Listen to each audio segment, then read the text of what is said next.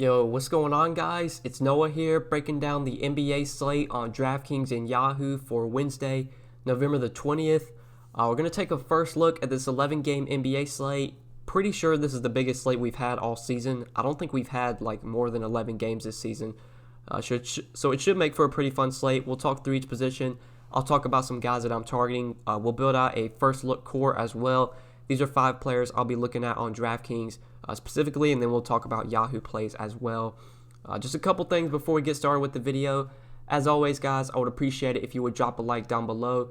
Make sure you do subscribe to the channel if you have not yet. About 50% of the people that watch my videos are not subscribed, so for those of you that are in that 50%, I would really appreciate it if you would hit that subscribe button.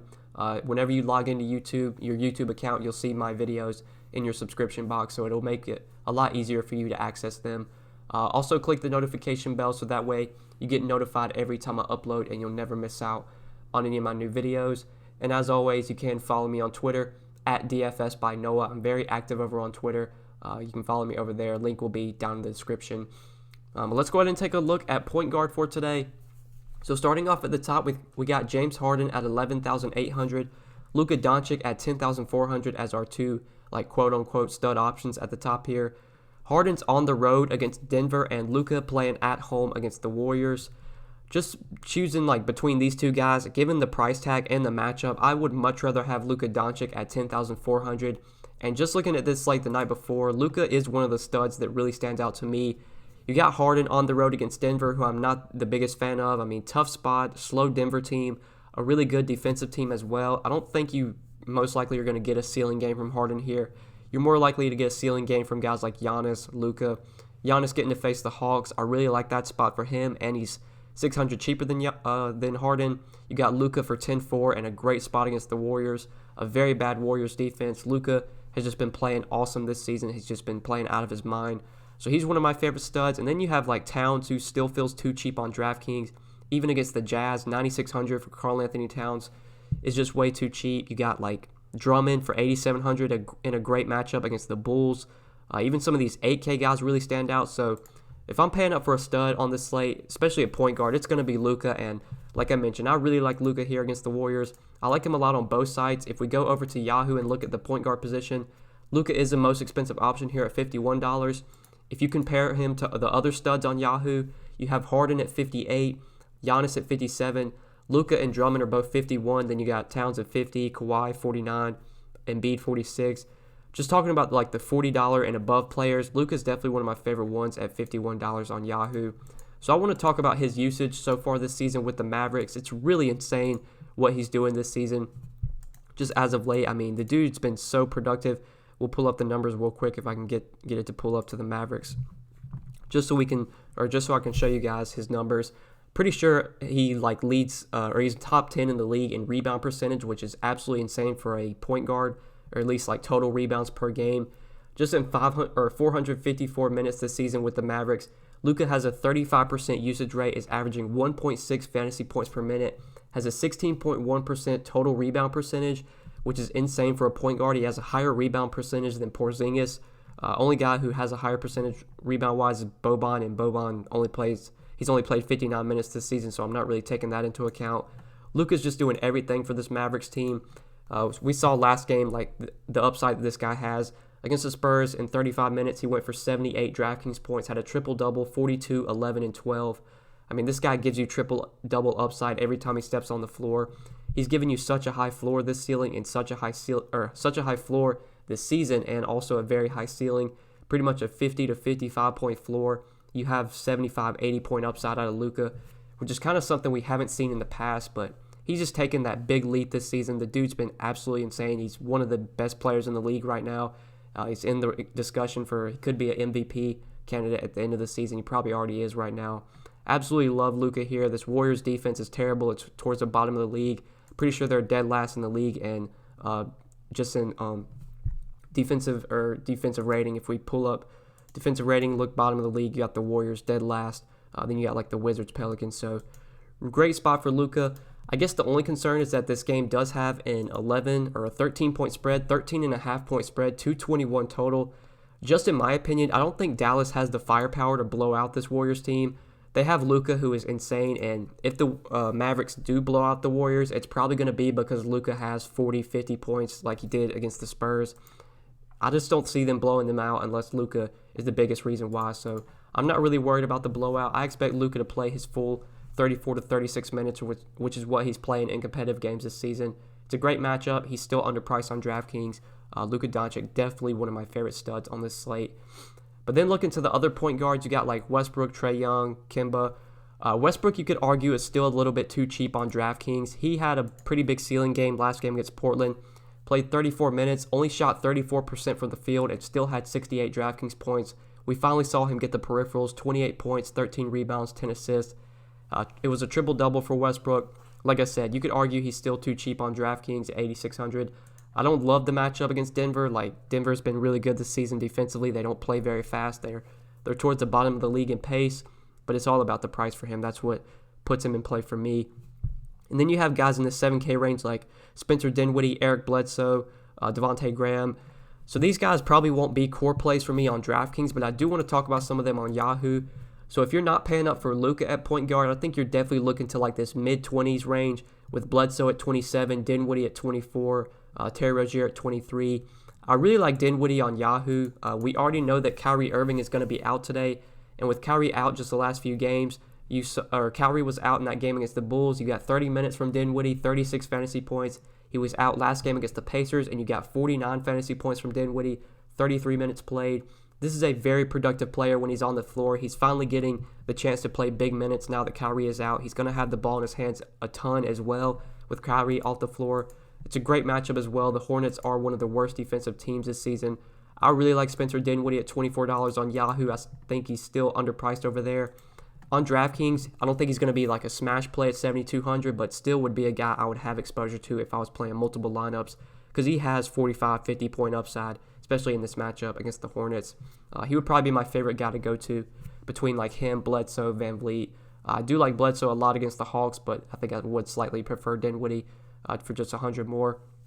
And then like in the 6K range, there's not much that really stands out to me besides Terry Rozier. Terry Rozier is definitely someone I want to talk about on DraftKings. So I love this matchup for Rozier facing the Nets. If we do look at pace so far this season, the Nets are top in the league in pace, top 5 in the league. They rank 5th. So this is a pace-up spot for the Hornets. The Hornets are towards the bottom of the league in pace, I believe, if I'm not mistaken. Yeah, they rank 23rd.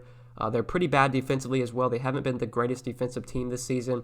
Rozier at 6K just gives you too much upside to avoid at this price tag. We saw him be pretty heavy chalk in that game against Memphis, November 13th, I believe, like last Wednesday. He played 37 minutes in that game and had 53 DraftKings points. He was 5,600 on that slate. He was one of the highest-owned players on the slate. I have a feeling he's going to be pretty popular today. But Rozier just gives you, like I said, too much upside to avoid at this price tag. Now that he's now that he's starting alongside Devontae Graham, he's a lot less likely to lose minutes to Devontae Graham. Like we've seen in games earlier this season, Rozier wasn't closing out games. You had Devontae Graham closing out over him. But now that they're playing both of those guys alongside each other, you're going to get 34, 36 minutes from Rozier in competitive games. Only reason he played 26 minutes in that game against the Raptors was because the Hornets got blown out. So this is a game you should expect to stay close. Really like Rozier at 6K. He definitely stands out on DraftKings. You could also target him on Yahoo. I don't think he's the worst play at $23, but if I can find an extra $1, I would much rather play Dinwiddie. And if you can find the extra $4, I'd much rather play Eric Bledsoe. So that's the only reason I'm not going to Rozier over on Yahoo. But let's try and talk about some value plays now that we have. So I guess at the same price tag, Draymond Green's for sure in play here against Dallas. Draymond Green was someone I avoided on Tuesday's slate, and it definitely came back to bite me. I didn't play him on either DraftKings or Yahoo, and he almost had a triple-double. Draymond's going to give you upside. I don't think he's like the highest upside player right now.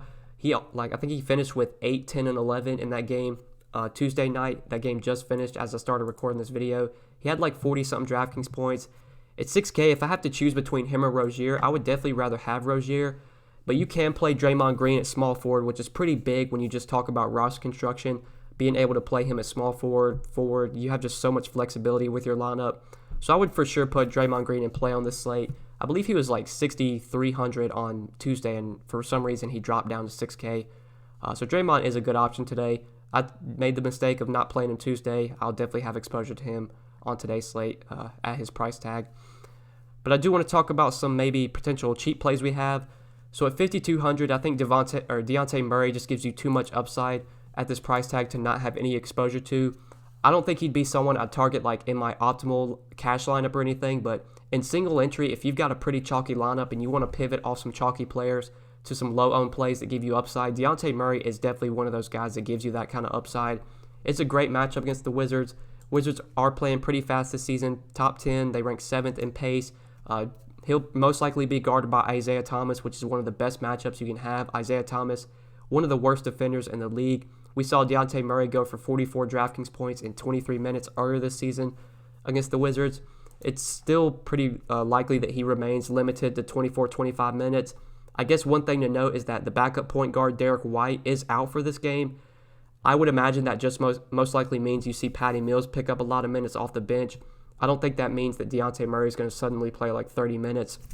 So I would still probably project Murray for 24-25 minutes, but the matchup's so good. He's now really cheap. I mean, this was a guy that was nearly 7K about a week ago, and now he's down to 5,200. So definitely would like to have exposure to Dejounte Murray in some of my tournament lineups.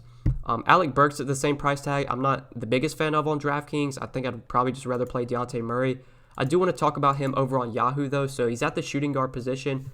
And if you're just looking at the shooting guard position on Yahoo, you have like Harden at the top, Beal at the top.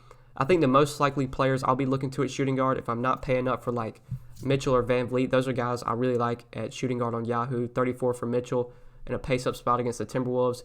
33 for Van Vliet just still feels too cheap, even in a tough matchup against the Magic. But then if we're looking for value here, you do have some value plays. Norman Powell at 16. Alec Burks is down to $15 on Yahoo, which feels really cheap. So on Tuesday night, he had a really big game against Memphis. 42 fantasy points, played 35 minutes, had 29, 8, and 2. His usage does see a pretty big spike when you take Steph Curry off the floor.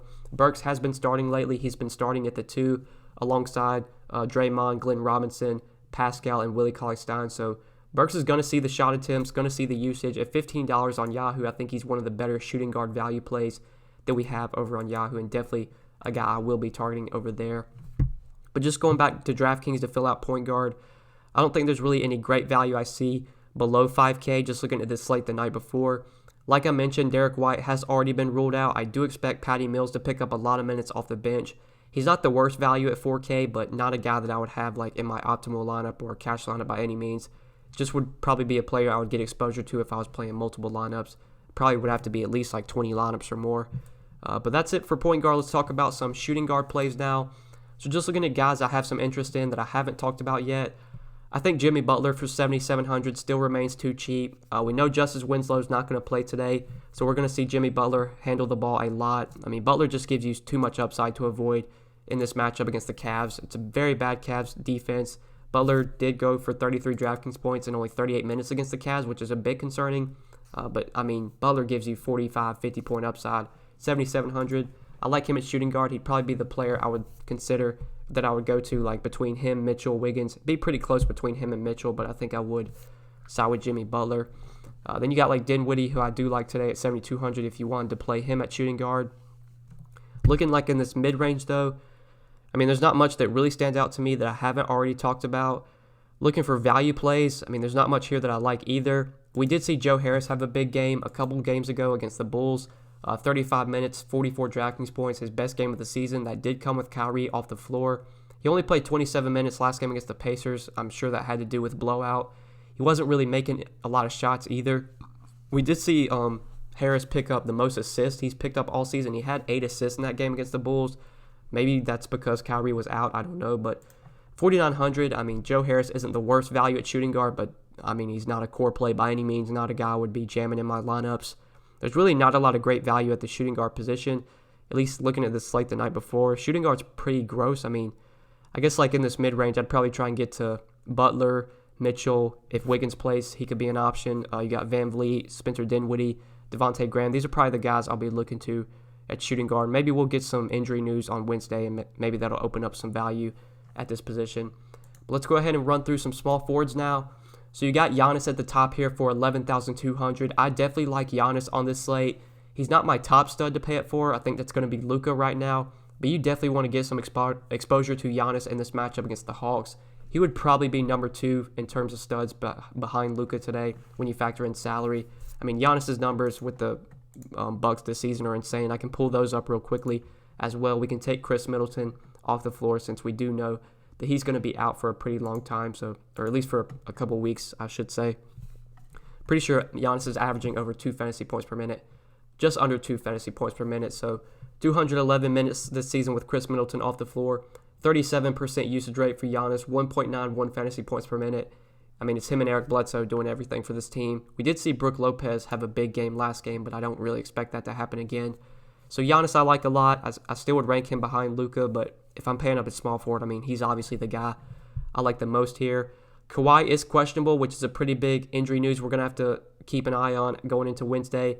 If Kawhi is out, I think Paul George's 7,800 would become a top priority for me. He really struggled in that game against OKC. He shot 50% from the field, took 14 shots, just didn't really get the peripherals. I mean, only 18 points, 7 rebounds, 4 assists. He had 7 turnovers in that game. Wasn't the best game from Paul George. I would expect that if Kawhi is out, you get a big game from Paul George. And at 7,800, I would have a lot of interest in him if Kawhi is out. Hopefully we get that news before lock. This is like the last game on the slate, so if we don't get it before lock, you're going to have to make some choices with your lineups if you can like late swap to Paul George. But if like I said, if Kawhi is out, I do like Paul George quite a bit. It's 7,800, and I would play him over guys like Jimmy Butler, Ben Simmons, Andrew Wiggins. He would become my favorite small forward play just between all those 7K guys. Jabari Parker is also a pretty big injury, like we're going to have to keep an eye on going into Wednesday. So he's questionable. If he is out, I don't know if that's really going to open up a lot of great value. That probably will just give more usage to Trae Young. I imagine if he's out, you probably see Vince Carter start. Like I don't even know who the Hawks have at power forward that they could start. Let me just look at it real quick. So, yeah, I guess it would probably be, I mean, because we know John Collins is out, it would probably be Vince Carter, draw the start. Maybe you see DeAndre Hunter, or maybe they shift the lineup over and you'll see DeAndre Hunter play the 3 or something. I'm not really sure, play the 4.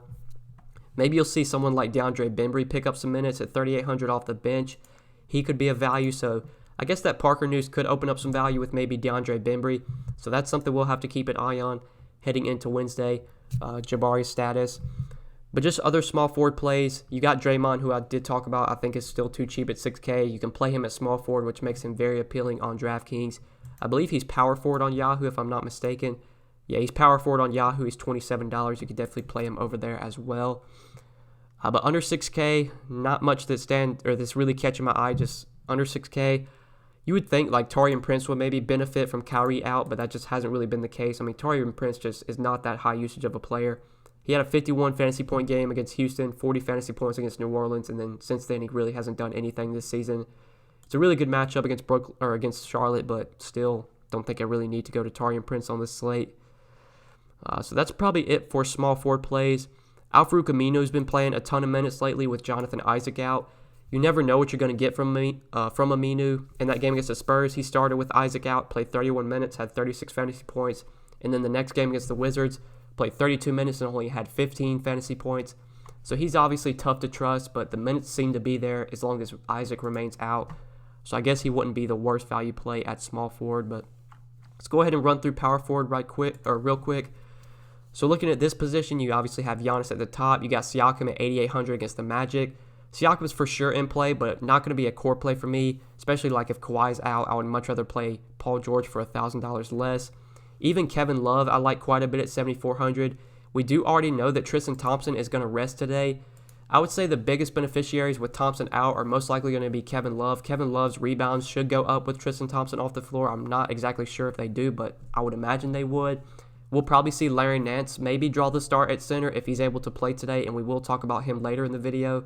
If you do get Nance out along with Thompson, then that might open up Ante Zizic as a value play. But regardless, at 7,400, I think Kevin Love is for sure an option at power forward position. He did go for 46 fantasy points earlier this season against Miami for what it's worth, 38 minutes played. You would argue that it's like a bad matchup. I mean, Miami is solid defensively. Against power forwards, he's probably going to see defense from Myers Leonard, which obviously that's a pretty good matchup. So Kevin Love, 7,400. I do like quite a bit between those 7K power forwards. I think we'll see him, his rebounds increase a little bit with Tristan Thompson off the floor for this game. Now just looking at other power forward plays, There's not much in this mid-range that just stands out as being a core play. I think Lauri Markkanen is too cheap on DraftKings for the upside that he gives you. I mean, 5,400 for Lauri Markkanen just seems like I said, way too cheap. This guy gives you 35, 40-point upside every time he steps on the floor. The matchup against Detroit is pretty good, I would imagine. I mean, Detroit's defense, let me look at defensive rating, where Detroit ranks. I imagine it's not that great. Yeah, they rank towards the bottom of the league in defensive rating, so pretty good spot for Lauri Markkanen. He's too cheap on DraftKings. I would definitely have exposure to him if I was making multiple lineups. I don't think he'd be a core play for me today, but would be a guy I'd want to get some exposure to with how cheap he is on DK. But like I said earlier, with Tristan Thompson out, I think it's very likely we see Larry Nance draw the start, and Larry Nance is 4,300 on DraftKings. He's going to be one of the top value plays on the slate today, I would imagine, especially if he starts at center. We've seen Larry Nance in games he starts. The dude's just so productive. He hustles for rebounds. He's pretty much a threat for a double-double if he gets the minutes, and I would imagine he's probably going to be looking at about 30 minutes here if he does draw the start. Just in the games that he's played this season, with Tristan Thompson healthy, you're getting 25 to 30 minutes from Larry Nance. Now with Tristan Thompson out, it's most likely going to be about 30 to 32 minutes for Larry Nance. One thing I love on DraftKings is that Larry Nance has power forward eligibility, which just makes him easily one of the best value plays. If you could only play Larry Nance at center, it would be a bit tougher to smash him in today, but since you have so much flexibility with your lineup and you can play him at power forward, center, forward, util, that makes him one of the top values, assuming he plays. I mean, he is questionable, so we're going to have to keep an eye on that heading into Wednesday, but it seems likely Nance is going to play today. I want to talk about him on Yahoo, though, because I don't think he's as good of a value. I mean, he's still in play on Yahoo, but he is $18, and he's only eligible at center on Yahoo. Just looking at the center position, you have Cody Zeller and Wendell Carter at the same price. I'd probably rather play Larry Nance over those two guys, but if we do look a bit cheaper, you got Jared Allen at $16, who I would much rather play. Even Willie Cauley-Stein for $14 is pretty interesting. So I don't think Nance is a smash value on Yahoo, even if he does start, but I like him a lot on DraftKings, where he's still way too cheap at 4,300. He's going to start and play probably 30 minutes, and just way too cheap. The guy's a very productive player when he's on the floor. Like I said, he'll get rebounds, he can get assists. He's just one of the more productive fantasy players. So he's a top value at power forward. But let's go ahead and look at center now. I think we pretty much covered that position. So just choosing between the stud centers, just talking about the stud options here. My two favorites will probably be Towns at 9,600 and Drummond at 8,700. Towns, this matchup for Towns is not great. I mean, Rudy Gobert is a really good defender. Utah's a really good defensive team. They don't play very fast. But Towns did just go for 63 DraftKings points against the Jazz and the last time they played. He played 33 minutes in that game. Towns is just too cheap on DraftKings. I don't know how many times I need to say it. The guy has 60-point upside pretty much every time he steps on the floor. He's giving you a 45, 50-point floor this season. 9,600 is just way too cheap for Karl-Anthony Towns. That's really all that needs to be said. Andre Drummond, you could argue, is a bit too cheap as well for this matchup against the Bulls. The Bulls have been I'm pretty sure they've been the worst defensive team versus centers this season in terms of fantasy points allowed. It's a great spot for Drummond. Only thing that doesn't make him a smash play today is that Blake Griffin is healthy. With Blake Griffin healthy, Andre Drummond does take a pretty big hit. Drummond smashed earlier this season against the Bulls. That was with Blake Griffin out, though. With Griffin out, he went for 67 DraftKings points against them in 35 minutes. I thought Drummond was in a smash spot against the Hornets last time he played. He did pretty well. He had 16 and 20, 43 DraftKings points, played 38 minutes. I probably project him for about 36 minutes here and probably about 48 DraftKings points. So 8,700, pretty good play. You could definitely look to Andre Drummond. I do like some guys that are a little bit cheaper, though. Clint Capella is someone I want to talk about on DraftKings, on Yahoo as well. We'll talk about him. So Clint Capella, just in terms of rebounding this season, has been absolutely insane for the Rockets. You just look at his last 4 games. He's got 4 straight games of at least 20 rebounds. He's given you a double-double in 4 straight games. 52, 44, 42, and 58 DraftKings points. 7,900 feels like a pretty expensive price tag to pay for Capella, but this just hasn't really been the same Clint Capella as we've seen from last year. Capella was a guy that would give you 35 to 40 fantasy points most nights last season. Now he's giving you 55, 60-point upside this season. His rebound percentage is through the roof. I can show you guys real quick just his usage and rebound percentage with the Rockets this season. I believe he's top in the league in terms of rebounds per game as well. I'm pretty sure he's top 5 in the league in that category. Just rebounding, total rebound percentage, 20.7 for Clint Capella. Pretty sure that's towards the top of the league with Drummond and all the other really good rebounders. averaging 1.28 fantasy points per minute. And his minutes this season have been absolutely insane. He's played at least 32 minutes the last 4 games. He's pretty much locked into like 34, 36 minutes a night as long as he can like stay out of foul trouble. Only reasons he didn't play minutes against like Miami and Brooklyn, I think some of that had to do with foul trouble. Maybe, if I'm not mistaken. I'm not sure why he played so few minutes in those games. He seems pretty locked into big minutes right now. I did look at like DVP before I started recording, and Denver does, or they are. I'm pretty sure they are like top 10 in terms of fantasy points allowed to centers. I don't factor in DVP that much, but it was pretty interesting to note that Denver has struggled against centers this season. Jokic like isn't an elite defender. He's not an elite defender by any means. So I think Clint Capella can have a lot of success in this spot. I love what he's doing right now. 7,900 on DraftKings. I like him a ton today. He's incredibly too cheap on Yahoo at $32. He's going to be a core play for me over there. The dude's just been smashing. I mean, he was $30 on the last slate. He was a guy that I liked a lot. Went for 60 fantasy points against Portland, 22 and 20 with 1 steal, 4 blocks. Capella also gives you a lot of block upside, which is very valuable over on Yahoo because you do get 3 points per block. So love Capella at 32 on Yahoo and 7,900 on DraftKings. For sure going to be a core play for me on this slate. But now we'll talk about a few other centers before we end the video. So just looking in this mid-range, there's not much that really stands out to me. Like Brook Lopez is coming off a big game, but he got priced up to 5,900. So I'm not the biggest fan of him. I really like Jared Allen today, and Jared Allen is someone I'll be targeting as a center value. So he's 5,300 on DraftKings in a matchup at home against the Hornets. He's incredibly too cheap on Yahoo as well at $16. It seems like the Nets want to give Jared Allen as many minutes as they can. They're not too interested in playing DeAndre Jordan that much. I believe DeAndre Jordan only played 11 minutes in that last game against the Pacers. Allen has been starting at center. He's pretty locked into like high 20s, low 30s in minutes if he can stay out of foul trouble and as long as he's playing well. He only played 24 minutes against the Pacers. That game did blow out. In the game against the Bulls, I'm not sure why he only played 22 minutes in that game, but you're pretty much locked into high 20s, low 30s in minutes from Allen. He has a ton of upside, can give you a double-double. He's a great shot blocker. This Hornets team versus centers this season has been towards the bottom of the league in terms of like fantasy points allowed, or top in the league, I should say, in terms of fantasy points allowed. Taking centers against the Hornets has been something I've targeted all season. So I like Jared Allen a lot at 5,300 on DraftKings, and I like him a lot as a value on Yahoo as well. Way too cheap at $16. Definitely going to be someone I target for value at this position. But that's probably it for center value plays. You can play Larry Nance at center, but I would much rather just use him at power forward. I guess if Larry Nance is out today, then Ante Zizic, we could maybe see draw the start at center. He's very cheap on DraftKings, 3,400. I don't think he'd be a bad value play by any means. I think he'd actually be pretty good chalk. I mean, 3,400 for Zizic.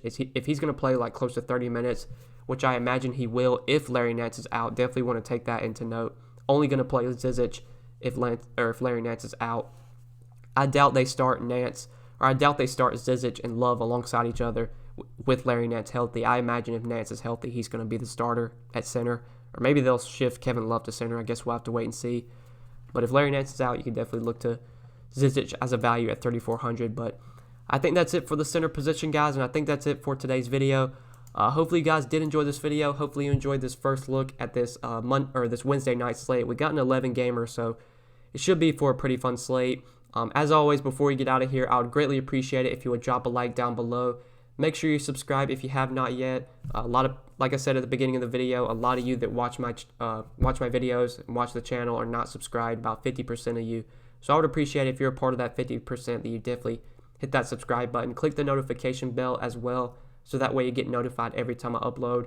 And as always, you can follow me on Twitter. Feel free to hit me up on Twitter, DM me over there at DFS by Noah. Link will be down in the description. But that's it for today's video, guys. Hope you enjoyed. We'll see you in the next one. Good luck tonight. Peace.